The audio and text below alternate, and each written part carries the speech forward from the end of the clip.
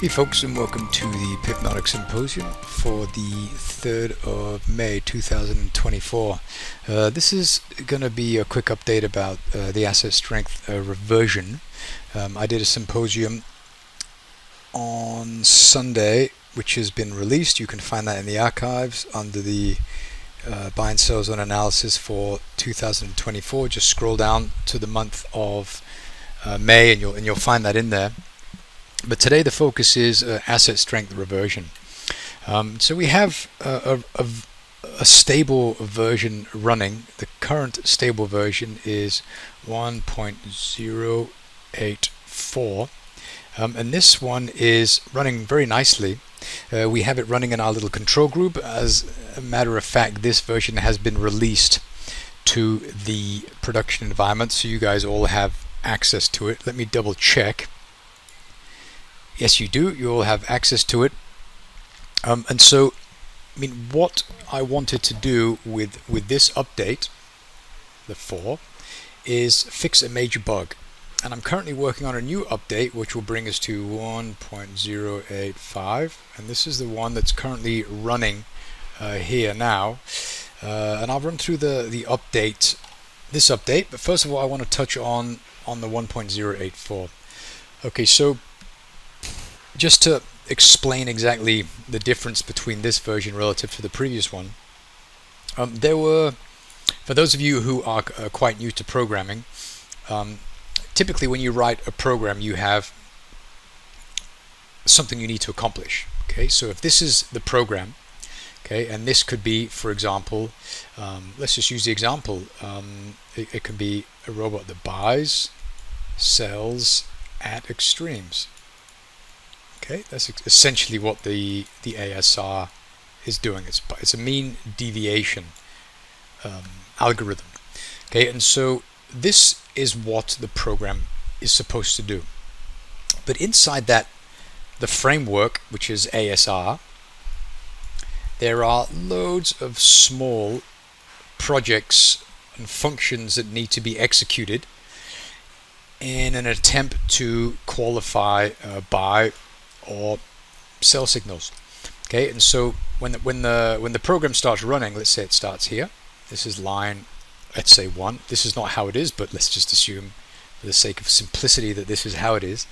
It starts on line 1 and it begins to go through the code, executing the code based on the configurations that are essentially the configuration file like this that we would feed into the robot. This is also called a set file. Okay, so we feed it in there based on the configuration and based on the code. It will do certain things, and the software executes in a non-linear fashion. It doesn't mean that it goes down like that until the nth line of code, and then it stops. It doesn't do that. It jumps around. It jumps around all over the place. Okay, sorry. So it'll start here, and it'll jump down here, maybe jump down here, go back to here, so it goes like this.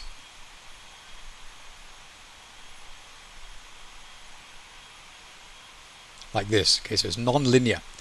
And every time it makes a jump, it's jumping because there is a condition.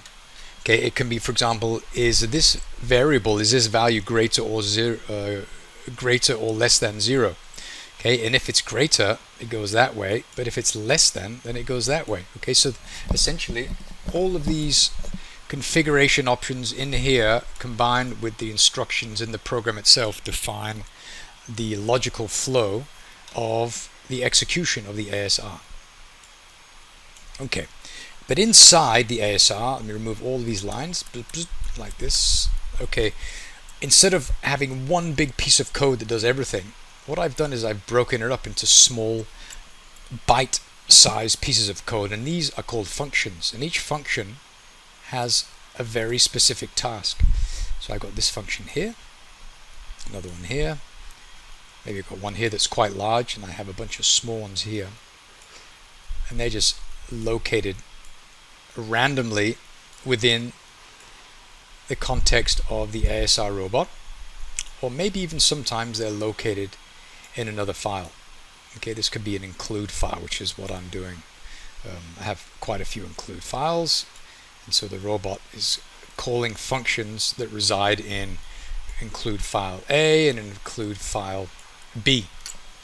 Okay, but every time you make a call, you are executing CPU cycles, and if you do a lot of executions of instructions, I mean, this can take time, and if you're doing a lot, then, for example, if we leave this instruction right this one here, and we jump around between this one and this one and this one and this one and that one, and then back to this one here like that.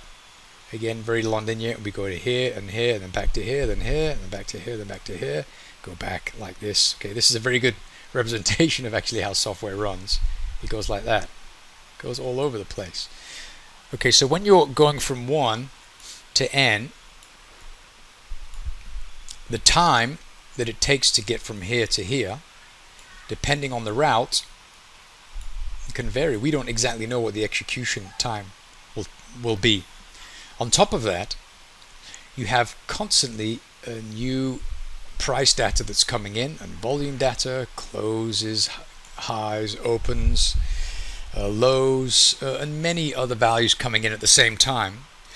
And when this is happening, I mean, the software has to read these values in and include them in the calculations. This is happening constantly, all the time, very, very quickly. So sometimes, if I have value, and this value is 1.101, and the value of that is currently this when I start, but when I finish, maybe the value has changed to 1.112. Okay, so when I'm done, the value is very different. Okay, so this creates discrepancies in the result of the calculation, because essentially I want to move from 1 to n so quickly that in fact that the value is still going to be the same. So when I'm done with n, I get back here and I can see, oh, we haven't changed. This is the ideal scenario. So in the versions of ASR prior to 0.84, okay, so 0.83 and less, this value was varying to this value. So what I've done now in version 0.84 is that I've ensured that this value is always the same as this value, so we have no discrepancies. They're always going to be the same. And I did that, if I scroll back, move back a little bit, and I did all of that by taking a few of these functions, which may have been, let's say that there were these functions, and instead of having 1, 2, 3, 4, 5 functions, in fact I only have one function now, so these have actually been joined together. Okay, and the joy about doing that is that every time this function calls that function, and that function calls this one, and this one calls that one, and that one calls that one, we create slight delays. And over time, depending on the amount of data that we're constantly downloading and the complexity of each of these functions, I mean, we can expect some delays. So what I've done by combining these and reducing the code by about 50%, I deleted much of the code, we have resulted in the number of functions going down. So if I just remove those, now we have fewer. See, that one takes care of all of the other ones. I still have loads of different ones, but these are not called that often. Okay, so maybe now it looks like that instead of like it did before. Okay, so this one here combines those 5 functions that we had previously, and the result is a much faster execution speed. Okay, so what I was experiencing, or what some of you may have experienced, is that sometimes when the price data was coming in and the ASR was reading that price data, it was looking at the ASI information, which is calculated based on price data here, and sometimes the data that was inside the ASR, after it calculated and read the histogram data, had changed because of the new data that came in, and because it took maybe a little bit longer to calculate these values because of the high number of function calls that there were. And so now what we're experiencing is that when we read this and this, I'm doing it in the same function, and so the price of this is exactly the same at the time I leave and the time I come back. Okay, so there's absolutely no change in this and essentially this between the check and the histogram and the return to the signal provider, which is the robot's ability to open and close trades. And because of that, things are, number one, they're much faster, and number two, we are seeing no discrepancies between the two. I had a couple of users and they were saying, hey Sareed, everything's good, but we are experiencing the robot, it's taking trades when the histogram is not looking like it should be traded. And so the update from 083 to 084 fixes this. So now this is done. Okay, so that was a very brief introduction into the update between 183 to 184. Okay, so the second bit is something that I need a chart to talk about. Okay, so what I'm doing in a new version, constantly developing these algos, is that I want to do something that's really important. Okay, so 1084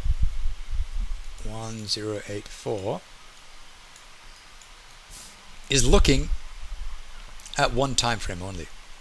So it's looking at this time frame, and you can see we got the dots. We started to see an increase in the value of the histogram, and it said great, time to get in. And so it got in around here, which is when we started to see the positive upticks. Okay, in the meantime, price is just kind of moving, waffling around and kind of figuring out what's going to happen.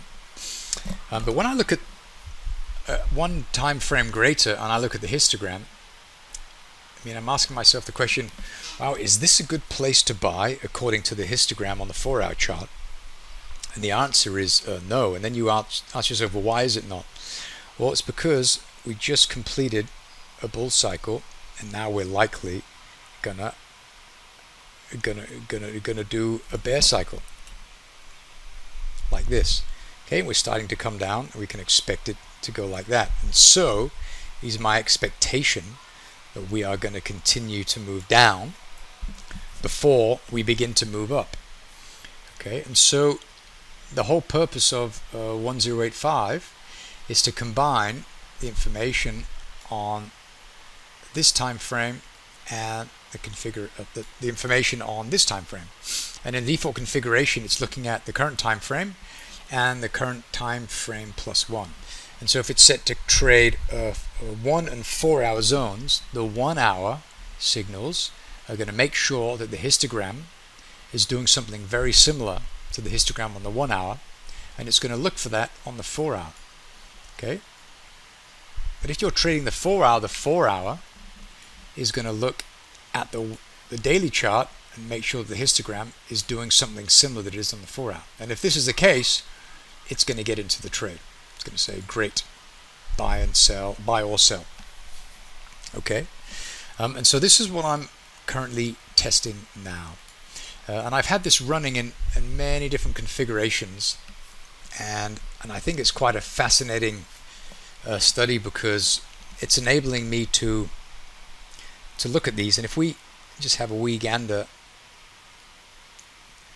at these trades that it currently has open. Okay, so this is a 1 hour signal, and you can see that it's just here. When we started to tick positive, it wanted to get in there. You can see it wanted to get in there. So it bought here, Prices messed around, now they popped up, and now they're accumulating before they, who knows what they do. But looking at this,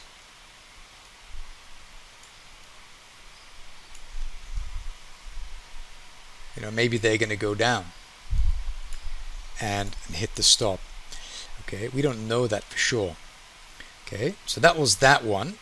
I mean, the target is reasonably accessible, so it could be reached, but maybe not. We don't know. Let's look at this one here. Just going to go through a couple of examples. And this one here is using the new algo, the 184. And you can see here that we are looking to go higher.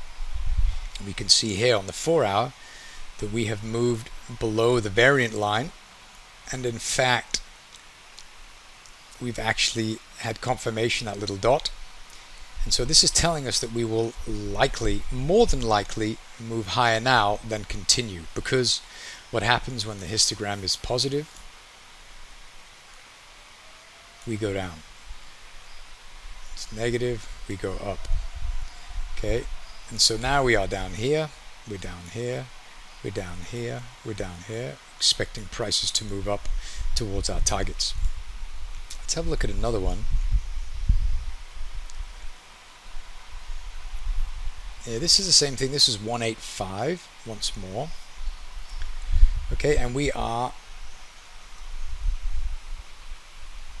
this is the American dollar versus the Japanese yen.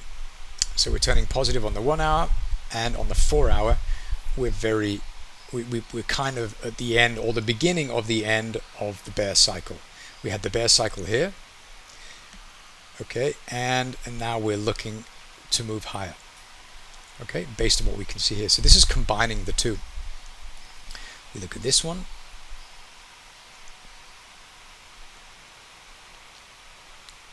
Okay, this is a 1 hour signal, because we did not move below the variant line here, because the configuration of the greater time frame is slightly different than the entry time frame. So this is a 1 hour. This is not considered that. It was just lucky that they were located quite close to each other. But had we waited until prices came a little bit lower, then we would have been deeper to the end of the bear cycle in anticipation of higher prices. Let's look at the next one. This is going to be the last example. And this one here, actually this is the one we just had. Okay, this is the first one. You can see that, yeah, we were indeed quite negative and looking to turn positive, but we're kind of in the middle of this bear cycle now, so we can expect prices to move a little bit lower and maybe even hit our stop for this particular position. So this is essentially what I'm working on right now with the ASR, and I think it'll be good once it's done. I just have to confirm that it's making good trading decisions, and if it is doing that, we can have a look here as well. Okay, here's another example of a trade. This one got in around here, and what happened? Prices fell. Why did they fall? Because we were still expanding negatively on a time frame greater. Had prices waited, had the robot waited with it, which it would have done in the 085, we would have got in, I'm guessing somewhere around here. Okay, so we would have saved a lot of emotional pain just getting in here and just watching the trade just move down, getting super close to the stop before it moves up. And so this would have resulted in a much better entry, and we would actually be in profit already. But instead we have this little drawdown that we have to work with as the prices begin to move back to where they ought to be, or where they were once we entered the trade. Anyway, so there's a little bit of an insight into what I'm currently working on with ASR. I'll have this out in the not so distant future. I would like to let it run for a little bit longer, and then I'll push it out to the environment so that everyone has access to it. But if you have any comments or questions about the ASR, please let me know, and I'll be happy to get back to you as soon as I can. Thanks for watching.